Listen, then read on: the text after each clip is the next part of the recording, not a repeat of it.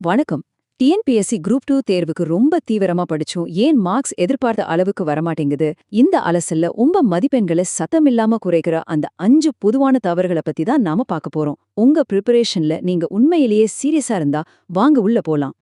சரி, முதல்ல இந்த கேள்வியில இருந்தே ஆரம்பிப்போம். நீங்க ரொம்ப ஹார்ட் ஒர்க் பண்றீங்க, பல மணி நேரம் படிக்கிறீங்க, ஆனா ரிசல்ட்ஸ்ல இது தெரிய மாட்டேங்குது. உங்க உழைப்புல எந்த தப்பும் இல்ல, ஆனா ஏன் இந்த மாதிரி ஆகுது? இதுதான் இங்க நிறைய பேரோட பிரச்சனை. இதுக்கு காரணம் உங்க படிப்புல இல்ல, நீங்க பண்ற சில சின்ன சின்ன ஆனா ரொம்ப முக்கியமான தவறுகள்ல தான் இருக்கு. சரி, நாம மார்க்ஸ் இழக்கிற முதல் இடம் எது தெரியுமா? பாடங்களுக்குள்ளேயே மறைஞ்சிருக்கிற சில பொறிகள் தான். இதுல நாம முதல்ல பார்க்க போறது ஆப்டிடியூட். ஆப்டிடியூட்ல நம்ம பண்ற மிகப்பெரிய தப்பு என்னன்னா, கேள்வியோட நிபந்தனைய அதாவது கண்டிஷனை புரிஞ்சுக்காம கண்ணை மூடிட்டு ஃபார்முலாவை பயன்படுத்துறது தான்.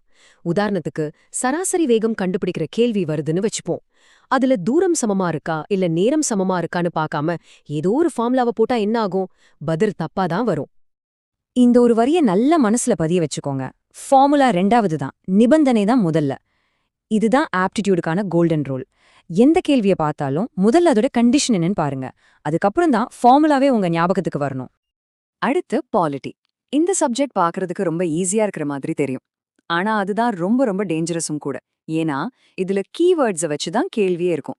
இப்போ இந்த aid and advice, discretionary power, subject law மாதிரி வார்த்தைகளை நீங்க கவனிக்காம விட்டுட்டீங்கன்னா கேள்வியோட மொத்த அர்த்தமே மாறிடும்.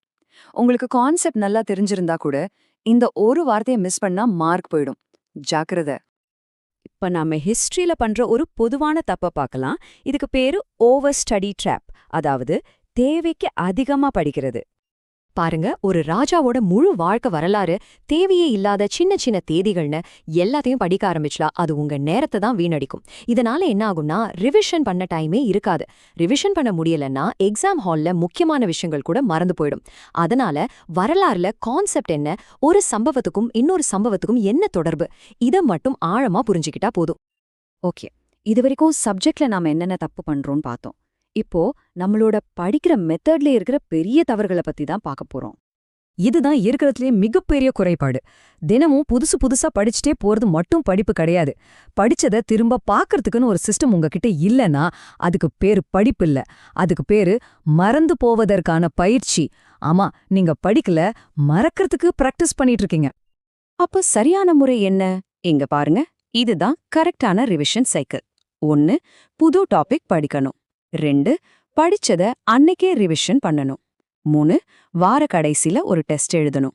4, அந்த டெஸ்ட்ல என்ன தப்பு பண்ணணும்னு அனலைஸ் பண்ணணும். இந்த 4 ஸ்டெப்பும் ஒரு தொடர்ச்சியான சுழற்சி. இதுல ஒண்ணு மிஸ் ஆனாலும் ஜெயிக்கிறது ரொம்ப கஷ்டம். 5வது ரொம்ப ரொம்ப முக்கியமான தவறு நம்ம மனநிலை சம்பந்தப்பட்டது. நிறைய பேர் எக்ஸாம் ஹால ஏதோ கத்துக்கிற இடமா நினைக்கிறாங்க. ஒருவேளை இது ஆன்சரா இருக்குமோ, ட்ரை பண்ணி பாப்போம்னு நினைக்கிறாங்க. இது சுத்தமா தப்பு. எக்ஸாம் நாள் ஆனது கலியோ தினம் அல்ல, அது நீங்க பெர்ஃபார்மன்ஸ தோரசோ தினம். அதாவது உங்க திறமைய வெளிப்படுத்த வேண்டிய நாள். அதனால உங்க மனநிலை இப்படிதான் இருக்கணும். ஒண்ணு, உங்களுக்கு பதில் உறுதியா தெரியும், இல்லனா அந்த கேள்விய ஸ்கிப் பண்ணிடணும். அவ்வளவுதான். யூகங்களுக்கு, அதாவது கெஸ்ஸிங்க்கு இங்க வேலையே இல்ல. ஏன்னா நீங்க தப்பா பதில் சொன்னா அது உங்க மார்க்க குறைக்கும். அதனால தெரியாத கேள்விய தைரியமா விட்டுட்டு போறதுதான் புத்திசாலித்தனம். இவ்ளோ தவறுகளை பத்தி பேசிட்டோம். சரி, அப்போ இதுக்கெல்லாம் தீர்வு என்ன? வெற்றிக்கான ஃபார்முலா ரொம்ப ரொம்ப சிம்பிள். வாங்க அதை இப்ப பார்க்கலாம்.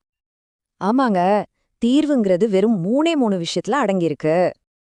இதோ அந்த 3 சாவிகள். நம்பர் 1, ஒவ்வொரு சப்ஜெக்டுக்கும் ஒரே ஒரு ஸ்டாண்டர்ட் சோர்ஸ் மட்டும் பயன்படுத்துங்க.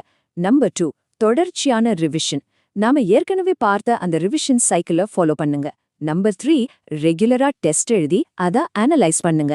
இந்த 3 மட்டும் நீங்க சரியா செஞ்சாலே போதும், ஒரு ஆவரேஜ் ஸ்டூடெண்ட் கூட போட்டியில முன்னாடி வந்து நிக்க முடியும். இந்த அலசலோட கடைசியில நான் உங்ககிட்ட ஒரு கேள்வியை விட்டுட்டு போறேன். நாம இப்ப பார்த்த இந்த தவறுகள்ல நீங்க எந்த தவற செஞ்சுட்டு இருக்கீங்க? கொஞ்சம் நேர்மையா உங்கள நீங்களே சுயபரிசோதனை செஞ்சு பாருங்க. இதுக்கான பதில நீங்க கண்டுபிடிச்சிட்டீங்கனாலே வெற்றிக்கான முதல் படியில கால் வச்சிட்டீங்கன்னு அர்த்தம்.